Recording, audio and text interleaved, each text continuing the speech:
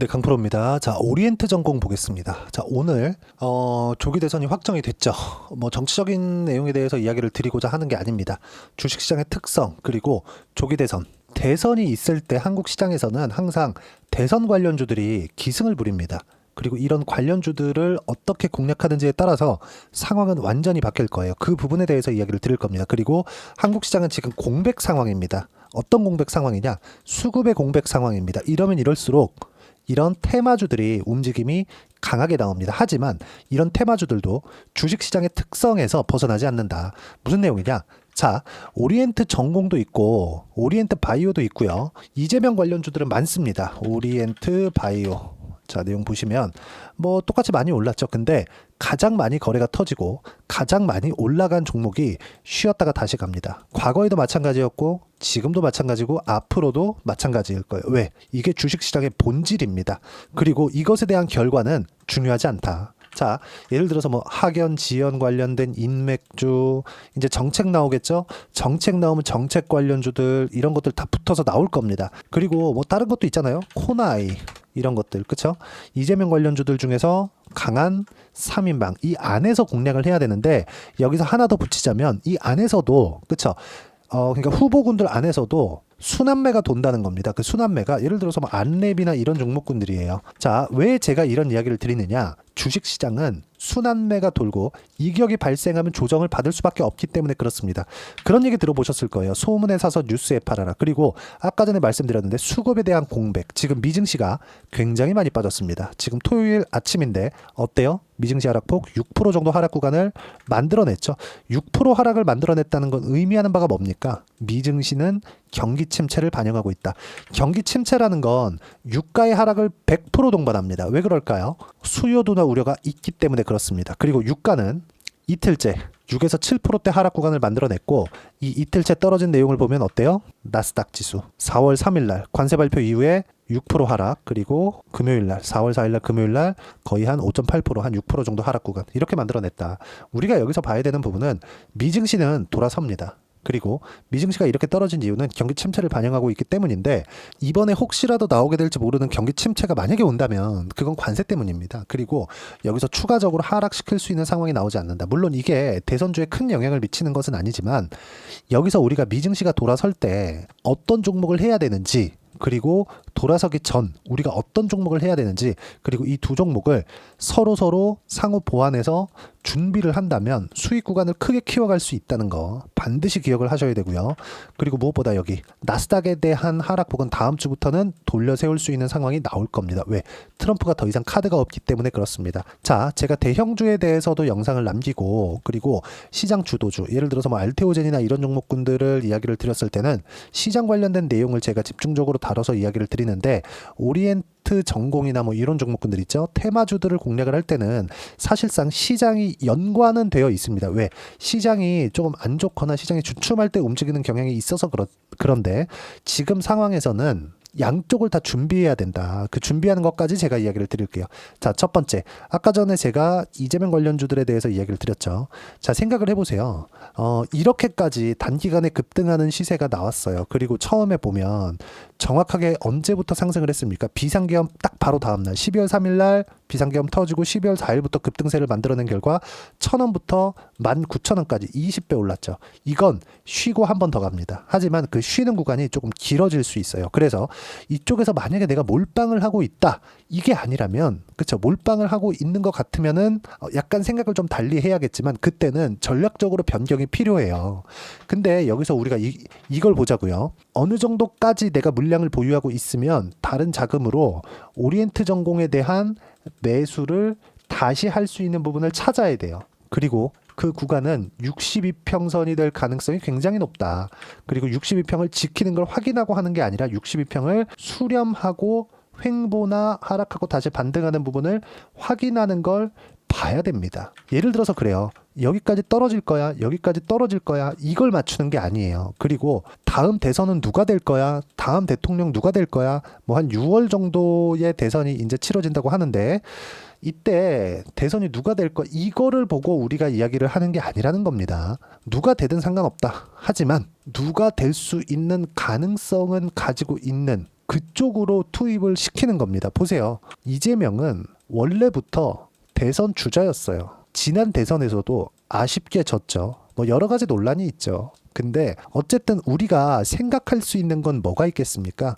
앞으로, 그쵸? 앞으로 누가 대통령이 돼서 이게 정책주입니다 이렇게 하는 게 아니라 후보군에 나와서 앞으로 정책을 어떤 부분을 발표를 하고 인맥은 누가 있으며 실제 대통령 당선되기 직전까지만 우리가 매매를 이어가면 된다. 그 부분에 대해서 이야기를 드리는 겁니다. 근데 지금 바닥부터 한 20배 정도 올라왔기 때문에 여기서는 조정이 필요하되 조정 구간을 이용해서 우리가 매수 구간을 다시 잡으면, 그쵸? 다시 반등하는 구간에서 수익 구간을 만들어낼 수 있고, 오리엔트 전공만 매매하는 게 아니라 아까 전에 말씀드렸죠. 대선주 안에서도 안랩이나 이런 종목군들을 적절하게 섞었을 때, 그리고 제가 지금 여러 가지 관련주들이 있잖아요. 뭐 우원식 관련주도 있고 김문수 관련주도 있고 안철수 관련주도 있고, 뭐 누가 대통령 될지 뭐 사실 뭐 대충 2파전 정도로 좁혀지겠죠. 근데 우리가 여기서 이걸 보자고요.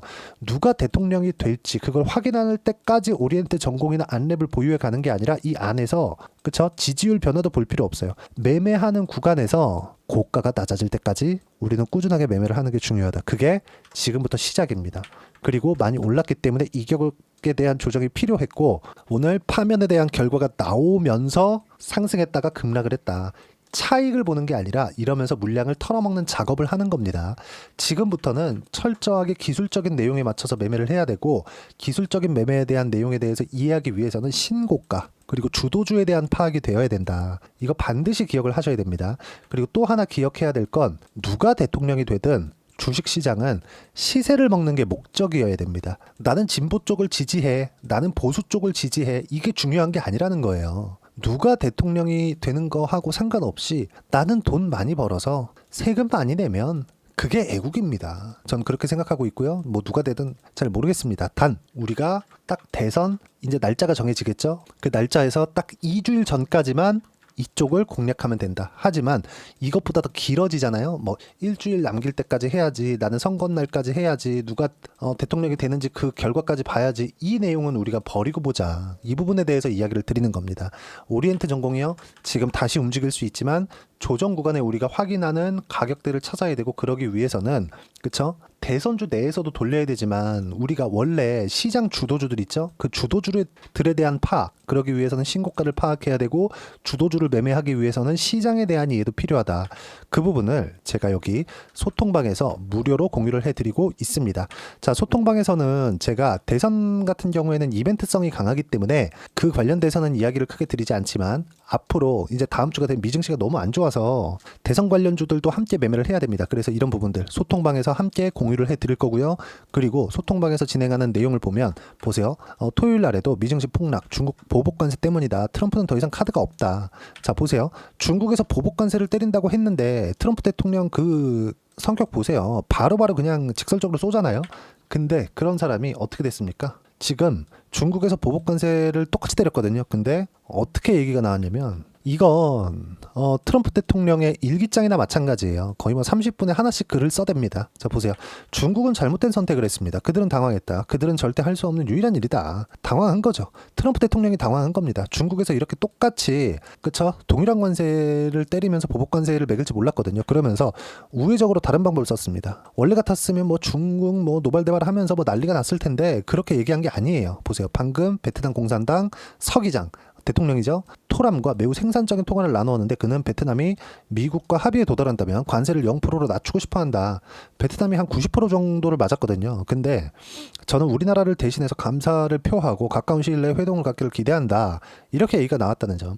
의미하는 바가 뭐겠습니까? 트럼프 대통령이 더 이상 카드가 없다. 즉 시장은 더 이상 추가적으로 하락할 수 있는 부분이 시장에서 존재하는 기본적인 변동성 말고는 없다는 겁니다. 그러면 다음 주부터는 어떤 내용이냐? 오리엔트 전공 하락하는 부분 보면서 우리가 매수를 어떻게 할지 타점 잡아야 되고요. 그리고 대선주 내에서도 순환매 돌릴 수 있게 안랩과 같은 종목군들 봐야 되고요. 물론 제가 지금 이야기를 드리는 모든 종목군들은 신고가 종목입니다. 그리고 주도주도 신고가 종목이에요. 그렇죠? 그리고 시장 관련돼서 어떤 주도주를 잡아야 되는지 그 부분 소통방에서 모두 무료로 공유를 해드리고 있으니까 구독과 좋아요 눌러주시면 무료 입장 가능하고요.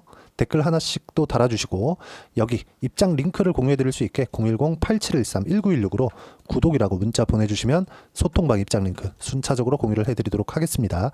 자, 그리고 소통방에서 진행하는 내용을 그대로 따라왔을 때 우리가 어느 정도까지 수익을 볼 수 있는지 그 부분은요, 요 내용입니다. 자, 에브리봇인데 어떻습니까? 레인보우 로보틱스가 강한 움직임을 보였을 때 레인보우 로보틱스만 매매하는 게 아니라 삼성전자에서 인수한다는 내용이 있었잖아요. 어때요? 관련주들 같은 경우에 신고가 구간에서 공략한 결과 단기간에 47%씩 수익 구간 만들어낸다는 점.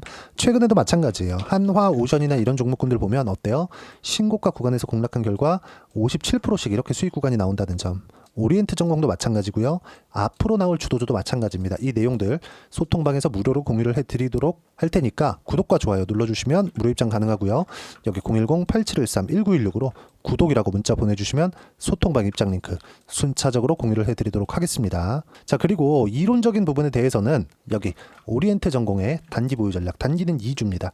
2주 동안 내가 어떻게 수익 구간을 만들 것인지 그 부분이고, 2주 안에 수익 구간 만들기 위해서는 가격에 대한 이해가 필요하고요. 가격에 대한 이해가 되었을 때 주도주, 신고가 이 두 가지 내용이 파악이 될 텐데 이 두 가지 내용 모두 무료로 공유를 해드리도록 할 테니까 구독과 좋아요 눌러주시고요. 010-8713-1916으로 오리엔트 전공이라고 문자 보내주시면 단기 가격 전략 함께 공유해드리도록 하겠습니다. 자, 1월 달에는 시장이 괜찮았습니다. 그리고 뭐 테마주나 이런 종목군들 아주 상당히 강한 움직임을 보인 것도 사실이에요. 근데 우리가 봐야 되는 부분 뭐겠습니까?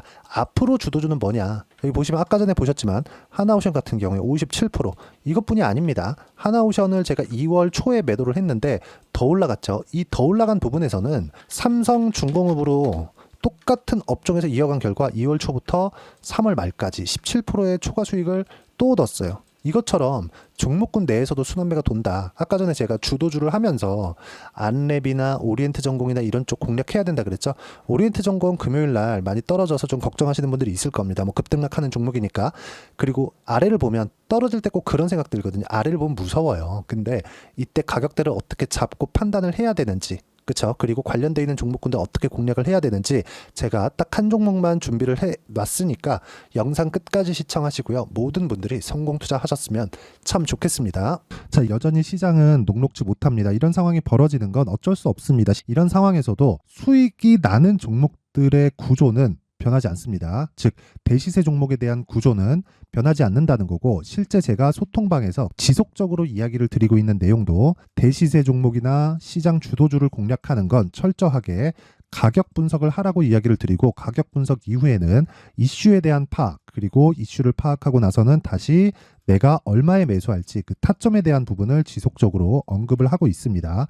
자, 근데 생각해 보세요. 시장이 굉장히 어려웠습니다. 어려운 상황에서의 어떤 종목들이 강했냐 보면 반도체와 그리고 바이오입니다. 자, 실제 여기 보면요.